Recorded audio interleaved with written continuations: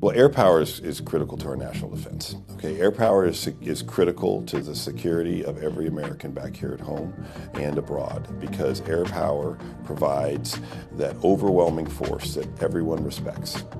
And it protects us, and it offers deterrence, and it ensures victory in war.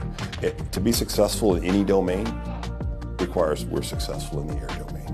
Okay, and so no one is successful in their fights without air power. And so it's a joint fight, but we underpin every aspect of it. The aspects of air power is that it's unique in the sense that it's so fast and can be brought together and very wildly in how it's applied, that based on its uniqueness compared to the other domains, tanks move at 10 miles an hour, ships maybe 30 or 40, and we move at 400 or 500, if not above the speed of sound, and we're not limited by terrain, or other obstacles. And so as a result, the uniqueness of air power demands that it have a different method of command and controlling it. And if you don't do it right, you limit yourself on the potential of air power. I think the most important thing for average airmen, which I'm an average airman too, by the way, is that every single one of us is critical to the mission. Okay, our nation relies on air power to defend ourselves and to hold targets at risk in enemy countries, which is deterrence. Air power does so much for our nation, but every airman is critical in that. We talk a lot about, people can envision maybe it's just the air crew that are making all these decisions and all this doctrine applies to them. No.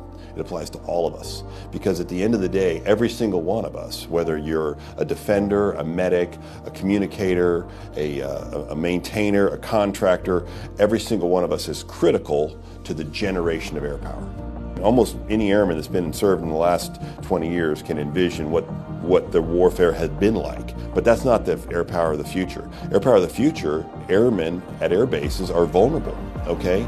And so therefore the mission, the ability to generate air power and the ability to command and control air power is at risk.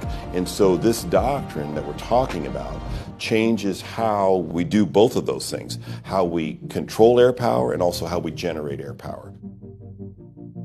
We can't just sit here and assume we're going to be a sanctuary.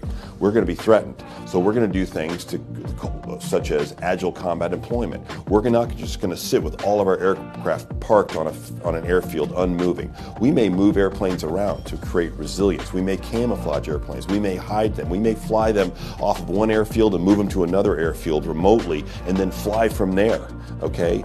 In other words, create a difficult problem for the adversary so they can't knock us out with one punch. You can't hit one building and take out air power. You can't hit one ramp and take out all the airplanes.